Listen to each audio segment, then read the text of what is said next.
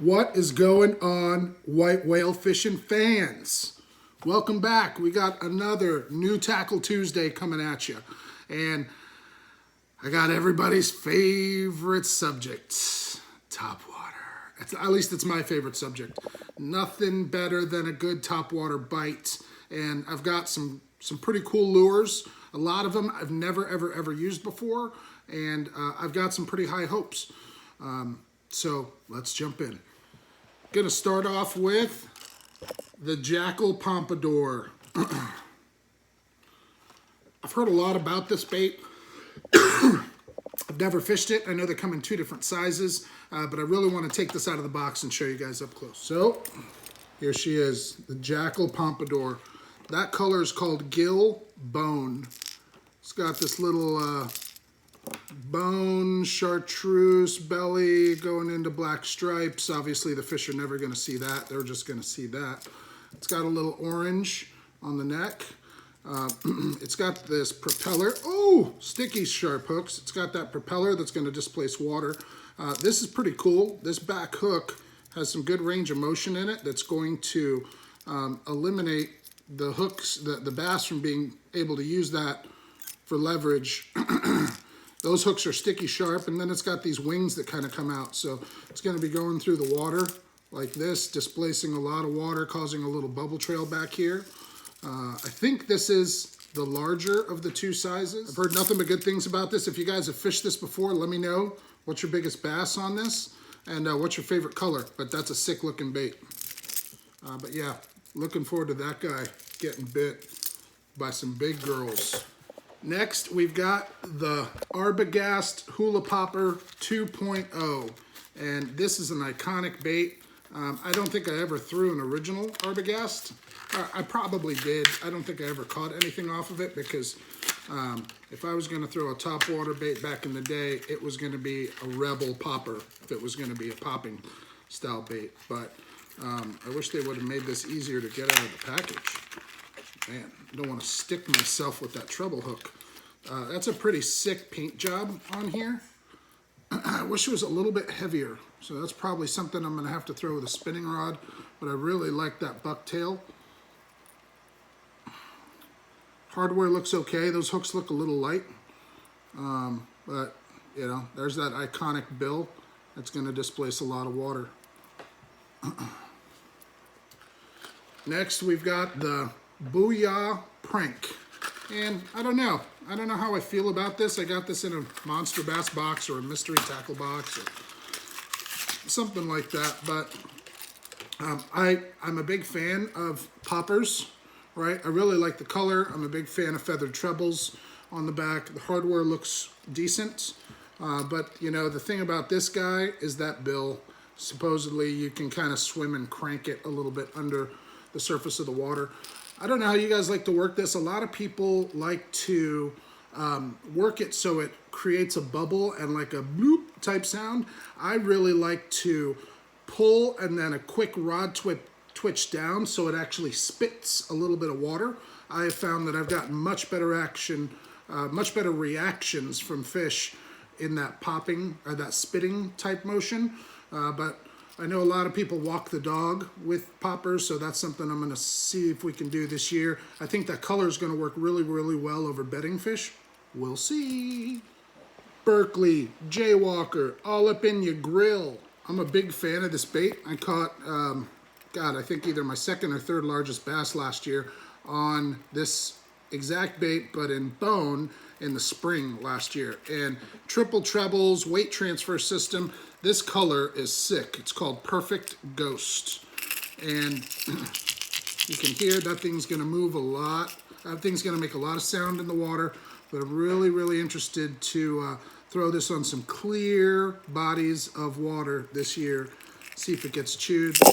Oop, it's got a little silver belly, like that bluish, purple, incandescent type see-through ghost. And then, you know, that greenish olive on the top. That looks sick. A couple more baits.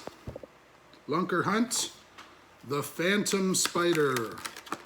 I don't know about this. This is the original version. This isn't the 2.0. So I think from what I understand, this is a little on the light side. I have a feeling I'll have to start throwing that. I'll have to throw that on spinning gear. But it's kind of like a frog hook, right? You've got a double little frog hook back here. It's pretty small though. And I could definitely throw that in a couple of ponds here near me. But I recently saw on a channel last year, ND Yak Angler. Don't know if you guys watch that. If you don't, you should really subscribe to that channel. That dude catches some pigs, brown pigs, green pigs, all of them. But he was smashing them on a river, on moving water, in the warm weather months on this spider, smallmouths. Yes, please. I do think there's going to be a time and a place for this, because I do think that specific times of the year or specific areas, bass, whether they're brown or green, do feed on insects pretty heavily. So just got to find the right conditions, but I have a feeling that's going to work. And now for my favorite part of Topwater, we're talking about frogs and more frogs and more frogs. All right, so first off, we're going to talk about the Jackall Kaera, I don't know how you pronounce it, frog. It's a really small profile frog. It's only like 2.5 inches. I don't even, maybe 3 inches total, but it weighs ½ ounce. This is called green frog, all right? That's what's important, because that's what the bass is gonna see. And this is called glitter hasu. That's pretty awesome looking bait fish imitator, bait fish, bluegill. I try and have one of each, especially for some of the smaller bodies of water that I fish. And I like to throw a big frog, not a giant frog, but you know, a 3/4 ounce frog, but really, really small profile on these guys. Pressured waters, small waters. The KVD Poppin' Perch. This is a unique bait, and I don't know if you guys follow Todd Castledine. He's actually the guy that designed this. He's got a pretty cool YouTube channel. You should definitely check it out. But I started throwing these last year, not in this color. This is called natural green, but you can tell that's a pretty bright tail. And Todd Castledyne's actually the guy that designed this and brought it to the market. But I can get bit on specific ponds and certain waters. I can get bit on the Poppin' Perch and not get bit on a frog. So if you haven't had a chance to throw the Poppin' Perch, I highly recommend it. They've got a bunch of great colors out there. This is the second color that I've ever owned.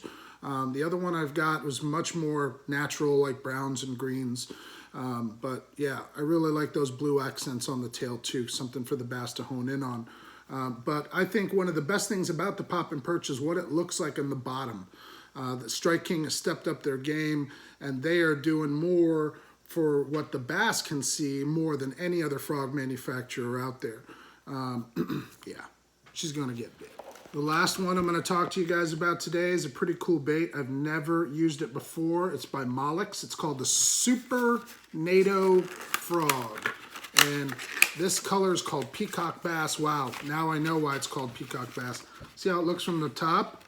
Look at what it looks like on the bottom. Yeah. I don't know if you guys have ever caught peacocks. I have down in South Florida. They're awesome. But that paint job is wild, right? Very, very similar to a peacock bass. Orange, yellows, greens, and it's got your double frog hooks, but it's got these kicking tails that I think are gonna work, you know, kind of like a soft plastic toad. Really, really excited to throw that, and I'm really, really enjoying that color. That's all we got, man. That's what we've spent our dollars on over the winter, and I can't wait for topwater season. I can't wait to bring you guys along for topwater season, and at this point, I can't wait for fishing season in general. I can't wait for non-coronavirus season. That's the season that I really can't wait for. But thank each and every one of you for watching. Let me know if if you guys are familiar with any of these products, if you've used them before, if they've worked for you. I would love to know more about it. If you saw something that you've never seen before that looked pretty killer to you, let me know about it. Let's start chatting about it. Other than that, not sure when we're going to get to do any fishing. Hopefully it's sooner rather than later. Hopefully you guys are able to do some fishing. I'm getting ready to go on lockdown, and you guys are probably going to start seeing a little bit more quarantine kitchen coming out of here. But it is what it is. Thanks for watching. Talk to y'all later. See ya!